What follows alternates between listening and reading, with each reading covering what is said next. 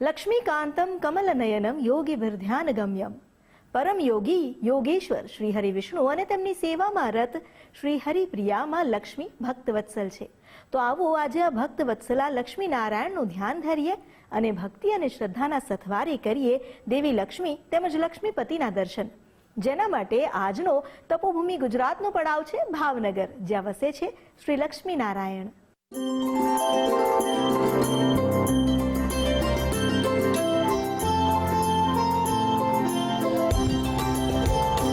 अच्युतं केशवं कृष्ण दामोदरम. ભાવનગર, જ્યાં શહેરની સતત ધમધમતી ગલીઓની વચ્ચે વસે છે વૈકુંઠવાસી શ્રી લક્ષ્મી નારાયણ. શહેરમાં ભીડભંજન ચોક વિસ્તારમાં આવેલું આ મંદિર ભાવનગર વાસીઓની આસ્થાનું કેન્દ્ર છે. દૂરથી જ દેખાઈ જાય છે લક્ષ્મી સાથે શ્રીહરિનું આસ્થાન. જ્યારે થાય છે લક્ષ્મી સાથે નારાયણની સૌથી પ્રસિદ્ધ છબીના દર્શન. ક્ષીરસાગરમાં શેષ શૈયા પર શયન કરતા વિષ્ણુજી અને તેમના ચરણોમાં વિષ્ણુ પ્રિયા લક્ષ્મીજી. એક તરફ નારદ અને બીજી તરફ હનુમાનજી. હરિ અને હરિપ્રિયાનું આ ધામ સદીઓ પુરાણું છે.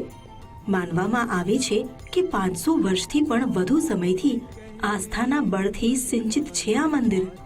પ્રવેશ કરવા પર એક તરફ સિંદૂરી હનુમાનજીના દર્શન થાય છે, જ્યારે બીજી બાજુ ગજાનન ગણપતિ બિરાજમાન છે.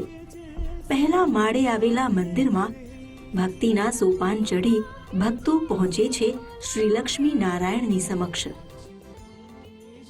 હરિપ્રિયા અને શ્રી હરિ બંને અહીં બિરાજમાન છે, એટલે એકાદશી તેમજ ગુરુવાર અને શુક્રવારના રોજ ભાવિકો ખાસ અહીં દર્શન કરવા આવે છે, એ વિશ્વાસ સાથે કે દર્શન કરવાથી ભગવાનના કૃપા આશીષ મળશે. અહીંયા મંદિરે આવવાથી, દર્શન કરવાથી અને શ્રદ્ધા રાખવાથી લક્ષ્મીનારાયણને ખૂબ પ્રસન્ન થાય છે અને સર્વ માનતાઓ પૂરી થાય છે.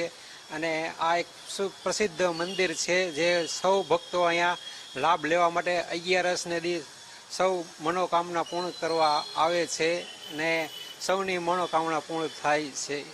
છેલ્લા 10-11 વર્ષથી આવું છું દર્શન કરવા. દર્શન કરીએ એટલે મનમાં કાંઈક એવી જ અનુભૂતિ થાય કે ભગવાન આપણા બધા કામ પૂર્ણ કરશે અને બહુ શાંતિપૂર્વક અનુભવ થાય છે અને બધા કાર્ય સફળ થાય છે. ભગવાનની એટલી દયા છે. આ સ્થાનને મુનિબાપાની જગ્યા તરીકે પણ ઓળખવામાં આવે છે. વર્ષો પહેલા સંત મહારાજે અહીં આવી પોતાનો પ્રભાવ આ સ્થાને એવો છોડ્યો કે હજુ પણ તેમના નામે આ જગ્યા ઓળખાય છે. આજે પણ મંદિરમાં સંતના ચરણ ચિહ્ન સ્થાપિત છે, જેની સામે નતમસ્તક થઈ ભાવિકો તેમના તપોબળને અનુભવે છે.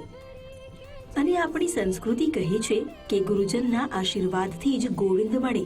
અહીં પણ એવો પ્રભાવ છે કે ભગવાનની સાક્ષાત હાજરી વર્તાય છે.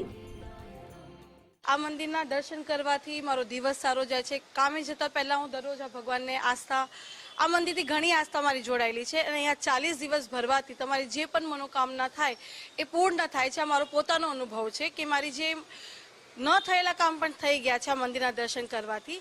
અને 500 વર્ષ જૂનું મંદિર છે. આ લક્ષ્મીનારાયણની મૂર્તિને તમે જોશો, સાક્ષાત લક્ષ્મી અને નારાયણ હોય અને સાથે રાધા કૃષ્ણ, જે રામ અને જે વિષ્ણુ ભગવાનના અવતાર છે, સાક્ષાત આપણને જોવા મળે છે.